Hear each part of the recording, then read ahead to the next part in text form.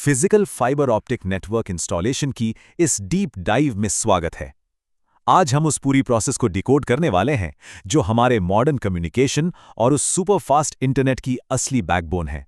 यह सिर्फ दो तारों को जोड़ने की बात नहीं है, बल्कि ये एक बेहद प्रिसिजन वाली इंजीनियरिंग है जो लाइट की स्पीड से डेटा ट्रांसमिशन को मुमकिन बनाती है। चलिए शुरू करते हैं। कभी सोचा है कि एक तरफ कांच का एक बेहद नाजुक कच्चा स्पूल हो और दूसरी तरफ 100 गीगाबिट्स पर सेकंड का वो ब्लेजिंग फास्ट नेटवर्क कनेक्शन? इन दोनों के बीच का सफर आखिर तय कैसे होता है? सच कहूं तो ये ट्रांजिशन अपने आप में एक चमत्कार जैसा लगता है। इसके पीछे एक बहुत ही सिस्टमैटिक और प्रिसाइज प्रोसेस है जो इस पतले से कांच के धागे को दुनिया भर का भारी भरकम डेटा ट्रैफिक संभालने के काबिल बना देती है।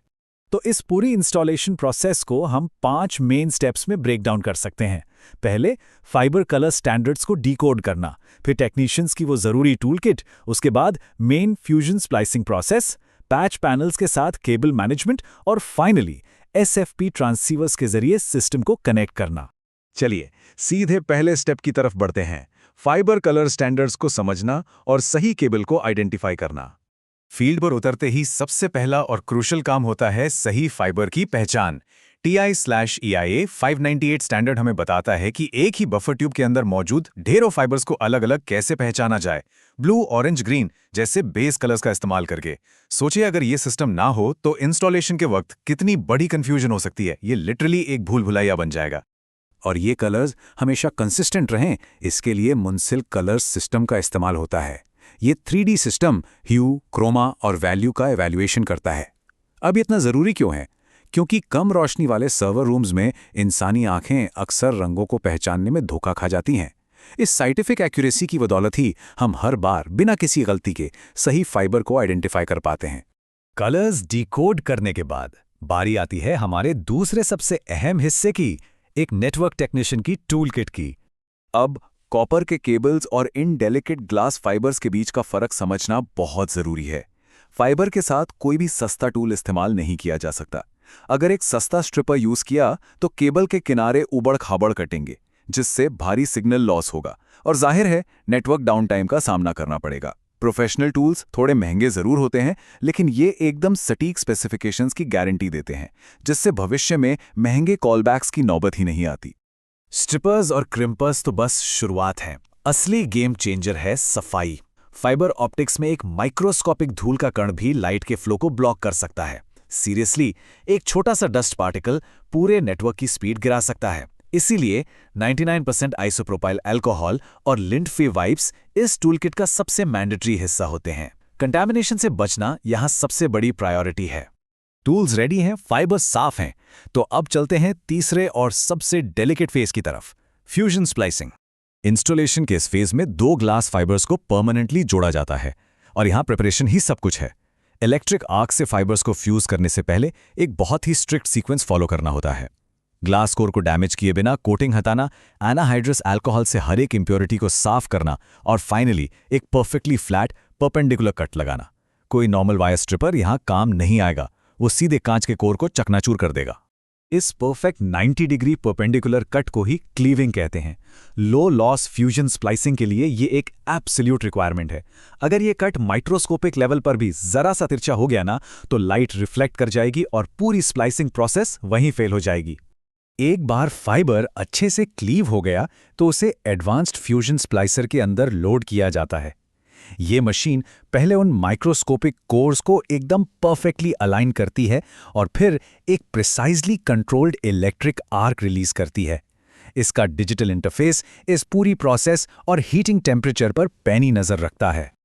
और इस पूरे फ्यूजन में टाइम कितना लगता है? सिर्फ 2.0 सेकेंड्स। जी हाँ, सिंगल मोड हो या multi mode, actual fusion time बस इतना ही होता है। ये 16 मिलीसेकेंड के एक बहुत ही क्विक प्रीफ्यूज आर्क के तुरंत बाद होता है और जो इलेक्ट्रोड्स इसमें इस्तेमाल होते हैं वो 4000 से भी ज़्यादा बार सेफली यूज़ किए जा सकते हैं। ये सब पलक झपकते ही हो जाता है, लेकिन इसके पीछे की एक्यूरेसी सच में माइंड ब्लोइंग है। स्प्लाइसिंग कंप्लीट होने के बाद हम अपने चौथे स्टेप पर आते हैं, पैच पैनल्स और केबल मैनेजमेंट।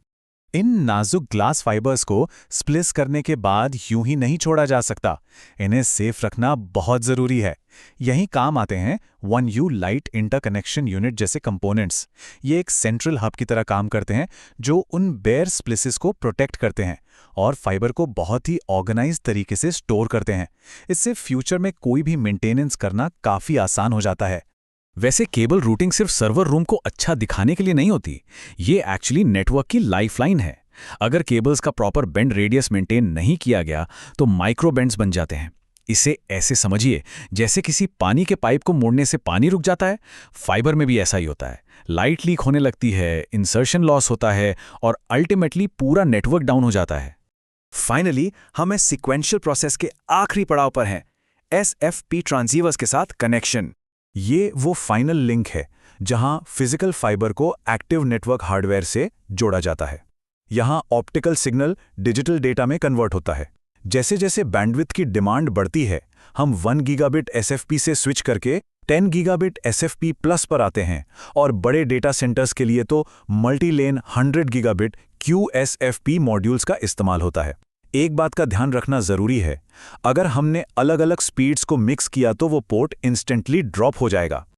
मॉड्यूल सिलेक्ट करते वक्त सबसे क्रिटिकल चीज ये है कि उसकी वेवलेंथ कनेक्शन के दोनों सिरों पर मौजूद फाइबर टाइप से परफेक्टली मैच करनी चाहिए।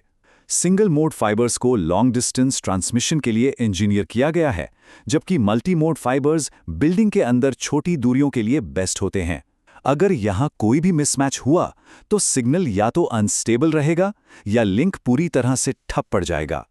तो हमने देखा कि आज का ये रिलायबल इंफ्रास्ट्रक्चर कितनी ज़्यादा इंट्रिकेट माइक्रोस्केल फिजिकल प्रोसेस और ह्यूमन एक्यूरेसी पे टिका है। लेकिन जैसे जैसे network speeds 100 gigabits per second के भी पार जा रही हैं, एक बड़ा सवाल सामने आता है, क्या फ्यूचर में फिजिकल स्प्लाइसिंग टूल्स इसी तरह इवॉल्व होते रहेंगे या फिर ऑटोमेटेड फोटोनिक्स और AI एक दिन पूरी तरह से टेक्नीशियन की इस टूल किट की जगह ले लेंगे? ये एक ऐसा थॉट प्रोवोकिंग सवाल है जो यकीनन नेटवर्क इंस्टॉलेशन के फ्यूचर को डिफाइन करेगा। खैर, इस पूरे सफर में साथ बने रहने के लिए बहुत बहुत शुक्रिया।